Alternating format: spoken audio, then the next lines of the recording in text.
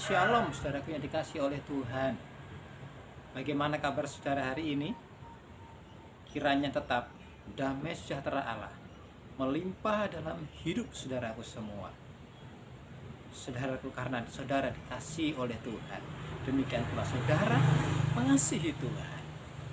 Oh, alangkah indahnya saling mengasihi, hubungan yang indah. Mari awali hari ini kita kembali minum air kehidupan surga. Terambil dari Kisah Rasul pasal yang ketiga, ayat yang ke-6. Kisah Rasul pasal yang ketiga, ayat yang ke-6. Demikian bunyi firman Tuhan. Tetapi Petrus berkata, emas dan perak tidak ada padaku, tetapi apa yang kupunyai kuberikan kepadamu. Demi nama Yesus Kristus, orang Nazaret itu, berjalanlah. Saudaraku, hari ini kita belajar tentang sesuatu yang didemonstrasikan oleh Tuhan. Kuasa Tuhan didemonstrasikan melalui Petrus dan Yohanes.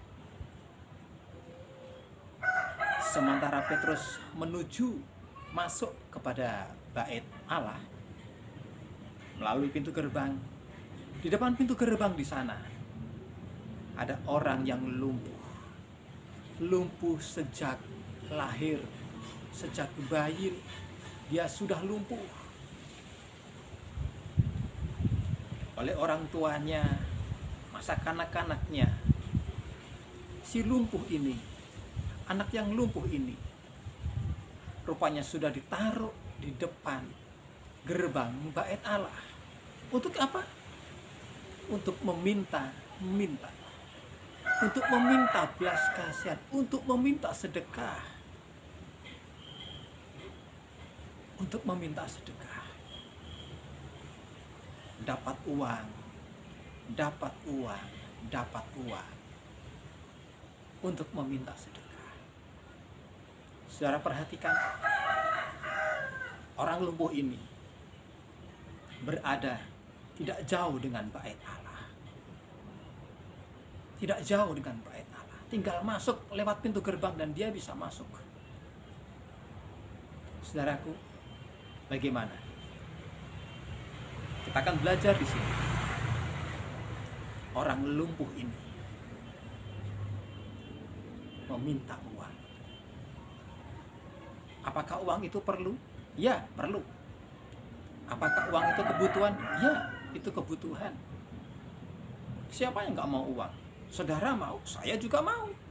Saya juga perlu, saya juga butuh uang. Namun uang bukanlah segala-galanya. Satu perkara yang kita belajar di sini. Uang bukanlah segala-galanya. Kenapa demikian? Tunggu. Kita akan lanjut lagi. Saudaraku, kembali lagi si lumpuh ini. Si lumpuh ini tidak jauh dengan bait Allah. Yang mengalami sakit lumpuh. Apakah saudara dan saya juga mengalami seperti ini? Mungkin kita tidak lumpuh secara fisik. Mungkin kita tidak lumpuh secara fisik. Saudara lumpuh di bagian mana? Lumpuh dalam hal apa? Saudara sudah mengenal Yesus. Saudara sudah masuk di dalam bait Allah, bukan di luar lagi. Jangan sampai hanya karena uang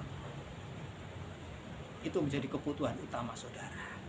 Kebutuhan pokok saudara. Sangat disayangkan. Sangat disayangkan sekali. Kita belajar dari ini tadi. Dari Kisah Rasul pasal yang ketiga. Berlanjut,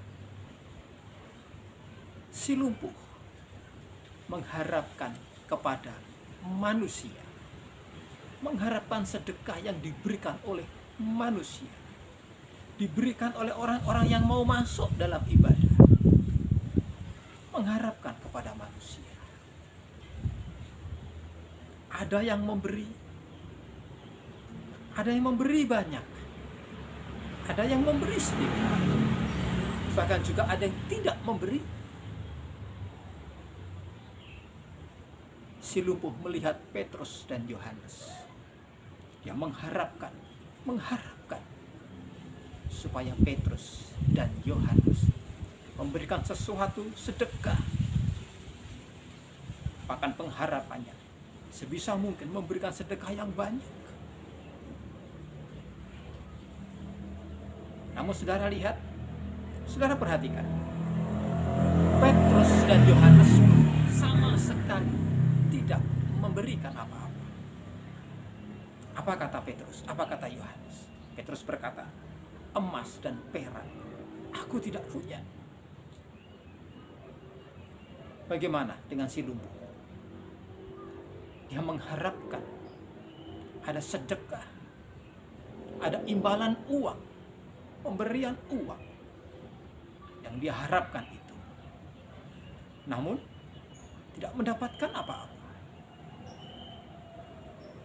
Pelajaran yang kedua bagi saya dan saudara, jangan mengharapkan kepada manusia. Pengharapan kepada manusia sangatlah terbatas. Sekali lagi, jangan mengharapkan, jangan mengandalkan kepada manusia. Siapapun itu manusia, siapapun itu, terbataslah kemampuannya. Terbataslah kemampuannya. Mari kita lanjut lagi. Apa yang dikatakan Petrus? Justru Petrus yang mempunyai nama Yesus. Hanya Yesus. Ini bagian yang ketiga yang perlu kita pelajari. Yang justru menjadi sumber pokok solusi yang tepat. Makanya tadi saya katakan, bukanlah uang segala-galanya, namun Yesus segala-galanya. Karena apa? Dia langsung menjadi kebutuhan pokok. Itulah kebutuhan pokok si lumpuh. Langsung mengenai sasaran yang tepat. Si lumpuh tidak mengerti. Sudah berapa sekian lama dia lumpuh?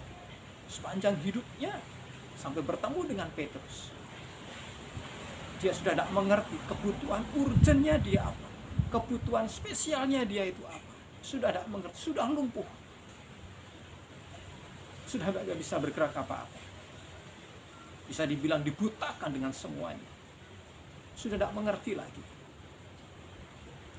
Justru inilah kebutuhan. Kebutuhan pokoknya adalah kesembuhan. Adalah kesembuhan di dalam nama Yesus. Kembali lagi, sumbernya, solusinya di dalam nama Yesus ada pertolongan. Apa yang dikatakan Petrus? Demi nama Yesus Kristus, orang Nazaret itu, berjalanlah. Petrus memegang tangan si lumpuh, dibantu diangkat. Kakinya menjadi kuat. Sudah tidak lumpuh lagi. Dia berjalan. Dia melompat penuh dengan kegirangan. Justru itulah sumber kebutuhan pokok dia. Adalah nama Yesus, sumber dari segala-galanya. Saudaraku, mari kita belajar dari 3 hal. Kalau kita perlu uang, ya kita perlu. Tapi uang bukan segala-galanya. Kedua, jangan mengandalkan manusia. Jangan mengandalkan manusia. Sangatlah terbatas. Sangat terbatas. Apa yang kita punya, itulah Yesus sebenarnya. Saudara dan saya sudah tidak ada lagi di luar pintu gerbang, tapi kita sudah ada di dalam pintu gerbang, Kita semua sudah di dalam baitnya Allah. Sepatutnya, selayaknya kebutuhan pokok kita itu Yesus segala-galanya, menjadi sumber dalam kehidupan kita. Jangan sampai kita meninggalkan Dia. Tetap tinggal, panggil nama Yesus. Itu penuh dengan kuasa. Panggil Yesus, panggil namanya. Dalam situasi apapun, sebut nama Yesus. Dia berkuasa atas hidup saudara dan hidupku. Itulah pelajaran hari ini untuk saya dan saudara. Sepanjang hari ini, jangan tinggalkan Yesus. Panggil namanya, menjadi sumber dalam kebutuhan kita. Apa yang kita rasakan, Dialah sumbernya. Mari selamat menikmati hari ini. Tuhan memberikan hari ini kepada saudara. Selalu mengingat nama Yesus. Ya, sumber segala-galanya dalam hidup kita. Shalom. Tuhan Yesus memberkati saudara. Amin.